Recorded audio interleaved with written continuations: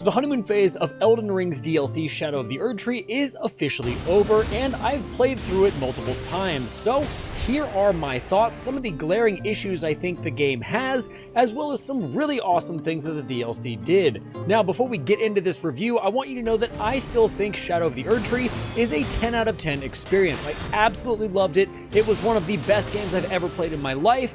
But with that being said, we do need to talk about some problems and some things that I didn't necessarily enjoy. So per usual, if you're new here and love all things Elden Ring and Souls-like, make sure to hit that subscribe button and the bell notification, and let's go ahead and jump into the video. So first and foremost, I want to talk about one thing that I really had an issue with and I thought was a massive missed opportunity. That being the Abyssal Woods. All over the Shadowlands, there was interesting castles to explore, there was a ton of new enemies, there was a really good chunk of new items, weapons, and armor that we could attain. However, inside of the Abyssal Woods, there was absolutely nothing. And even though we got a really awesome boss encounter there, to get to that boss encounter, you had to traverse through absolutely nothing except for madness rats and maybe a random cultist you found here and there. I thought that that was a wildly missed opportunity, considering Madness would have been a really awesome status where we could have gone in, seen how Madness would affect different NPCs or different enemies in general, rather than just going into one large house with a boss fight that, although it was very awesome, definitely had me asking more questions than it gave me answers for. Not to mention, the entire Abyssal Woods has almost zero replayability. The fact that you can't mount Torrent up and go through that massive area without walking just adds to the overall boredom of that area, in my personal opinion. If you could get on Torrent, run around, you could get in and out really quickly,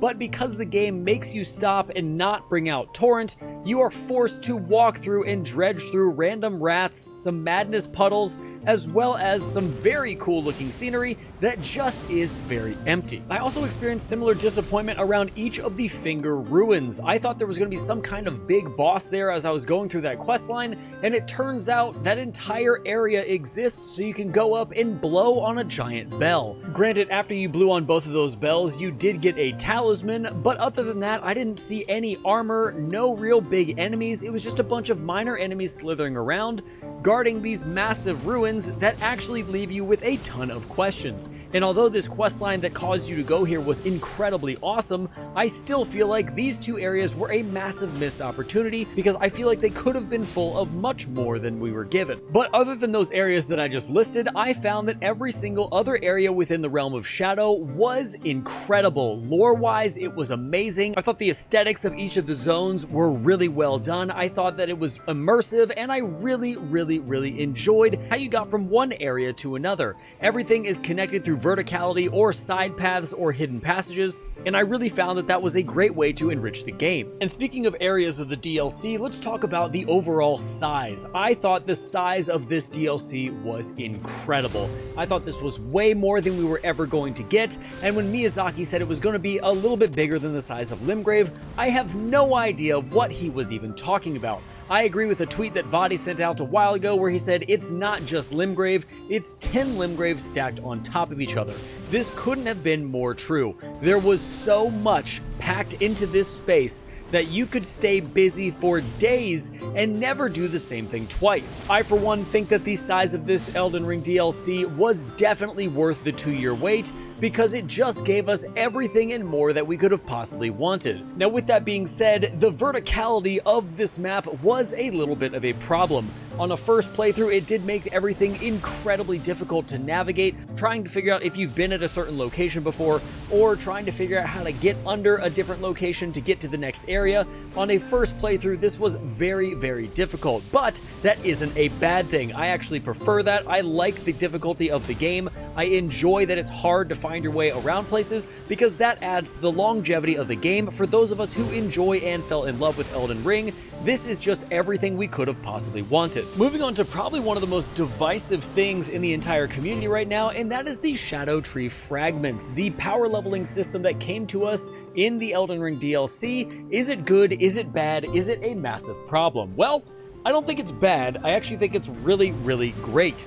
except on a second playthrough, which I'll explain in just a minute. But I really enjoyed traversing the Lands of Shadow, trying to find these little fragments in order to level up. I thought it was a really great way to explore the world. I thought that it was a really rewarding way to explore the world. After you find all of them, you get a lot of power in order to beat bosses that would have been absolutely impossible without them. But with that being said, you have to find all of them again on a different character. In my opinion, I feel like that is a problem. Going through the first time, you're trying your hardest to make sure that you're as powerful as you can possibly be. You're scouring everywhere, looking all over the place for these fragments. But then on a second character, you just want to play through the game. The fact that you have to go through again and find all the fragments, not only is it crazy tedious, but in my opinion, going through the first time and finding the 50 fragments is not something that I want to do on every single playthrough of a different character. Now, it is nice that you get to retain your Scadutree Fragments on your New Game Plus. That would have been absolutely terrible to go back through and try to find all 50 of them again on New Game Plus. So in that regard, I think it's awesome that it's a new power leveling system, but having to do it on every single character seems a little bit tedious to me. Next, we have to talk about the fire golems. They are terrible. They are just a terrible addition to Shadow of the Erdtree. I don't know why Miyazaki decided to hide the cracked tiers within those giant monstrosities, but the reason that they're bad is not necessarily because they're hard. The reason that they're bad is because you have to sit there for 9 minutes hacking away at ankles, and you can't even see the entire boss to try to get him down and stagger him twice in order to finally get your tiers. It just seems like a very long and lengthy process that is not fun. I think that's the biggest problem, is that fighting the fire golems is just not a fun thing. In fact, on my first playthrough, until I realized they dropped the crystal tiers, I avoided them completely because the very first time I tried to kill one, it just absolutely obliterated me. So in my mind, I thought, hey, you know what? I gotta get more fragments. I gotta come back later and try to tackle this again. But even after I had all of my fragments, it still takes about 7 minutes to hack away at those ankles, and it just seems like a really odd thing in order to get crystal tiers. In the base game, crystal tiers came from Erdtree avatars. I would have been totally fine with them using something like a shadow avatar in front of shadow minor Erdtrees in order to get the crystal tiers. However, fire golems were the choice here, and that was one of the things that I did not enjoy from the Elden Ring DLC. Moving into the bosses of Shadow of the Erdtree, I had very little problem with any of them. I liked the majority of the bosses in this DLC. They were really fun to fight. The majority of them were not hyper aggressive, nor were they overtuned. I thought the bosses placed in the positions that they were placed in matched the amount of shadow fragments that you had, as well as gave you new mechanics and new fighting tactics to use as you progress through the game. Now, obviously, some of the bosses' hitboxes were absolutely absurd. The Hippo, for instance, as well as Commander Gaius. But other than that, I really didn't have any major problem with the other bosses throughout the game. I absolutely loved Rolana. I absolutely loved the Mesmer fight. I thought that the Mausoleum bosses were incredibly hard and incredibly rewarding because you got some of the best gear in the game from them. I also think Bale the Dread was one of the most top-tier fights I've ever played in my entire life, and the list goes on and on. The bosses that were tied to questlines, even the boss that was in the Abyssal Woods that we talked about earlier, was an amazing boss fight. I thoroughly enjoyed almost every single encounter that I had in this game. However, you all know what's coming. I did not like the Radahn fight, and it's not for the reasons that you might think. I didn't like the Radahn fight because it seemed like a cop-out fight. We had already fought Radahn once. I had zero desire to fight him again. Our entire playthrough, our entire time leading up to the Elden Ring DLC, we were force-fed Miquella. Miquella's gonna be this, Miquella's gonna be that, and in some regard, he was in the second phase of the Radahn fight. However, with over 2,800 hours in the game, I can accurately say that I will probably never fight Radahn again for the sole reason of it's just incredibly difficult and it's not a fun fight. If you have to only stick poke your way through a boss fight and you have to cheese him in order to win, in my opinion, I don't think that is a good fight for the mass general populace of Elden Ring.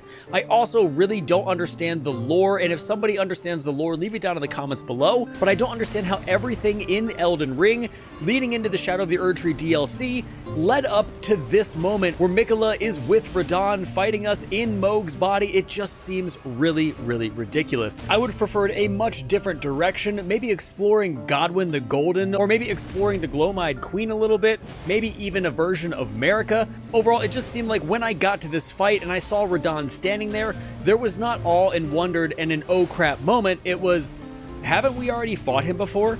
And that takes you completely out of the immersion of the game. But besides the Radahn fight, as I said, I thought all the other bosses were a lot of fun to play and were really challenging, but not challenging enough to where you couldn't beat them after a few attempts. Now, as far as the questline and the actual lore of the story, I loved it. The questlines were amazing. The NPCs were really, really cool. All of their questlines intermingled with each other. We hadn't really seen that before in Elden Ring, but this time you really couldn't do one questline without touching on every single one, and I really liked how that brought unity to every single story, and the final confrontation with all the NPCs at the end was definitely one of the coolest things I have seen in gaming in a very long time. People who you thought were good turned out to be bad, people you thought were bad turned out to be great, and overall it was just a very rich and rewarding experience within the Land of Shadow. Now, the last thing I want to talk about in this review is the weapons. I thought that we got some really, really awesome new and really amazing weapons. Every single weapon that you get in the DLC, once you take it back to the base game, it annihilates everything. It doesn't matter if the weapon is bad in the DLC, when you bring it back to vanilla game, you will crush every single boss. It is just comical to me how good the weapons are. Now, with that being said, we did get around 100 new weapons. However, some of them do need buffs, others do need nerfs. There needs to be a little bit of a balance here and there, but I think overall, with what we received, I'm pretty happy with it. I don't have any particular problem with any one particular weapon. I have enjoyed using every single one that I have come across within Shadow of the Erdtree. Everything from the dry leaf arch, the perfume bottles, new backhand blade weapons. Overall, we just had a really awesome slew of weapons come in, and I've had an absolute blast playing with them. Now, that being said, some of the Remembrance weapons are not great, and that's a shame because I want the Remembrance weapons of bosses that are really hard to beat to be really, really good. I found that some of them have kind of fallen flat, but let me know your all's opinions of that down in the comments, because I can't be the only person that thinks the Remembrance weapons were just not as good as they could have been. But there you go, guys. That is my overall critique, positives and negatives for Shadow of the Erdtree. Just as I said before, I think this DLC is a 10 out of 10. It is one of my favorite games, if not my favorite game to ever release, and if a DLC can win Game of the Year, then Shadow of the Erdtree has definitely secured that slot. But let me know what you guys think down in the comments below. I'm sure some of you disagree with me. I'm sure others agree with me, but I want to hear all about it. So let me know what you guys think down in those comments. Make sure to subscribe and leave a comment down on the video and like as you leave. And until next time, stay safe, enjoy the game, and I'll see you in the next one.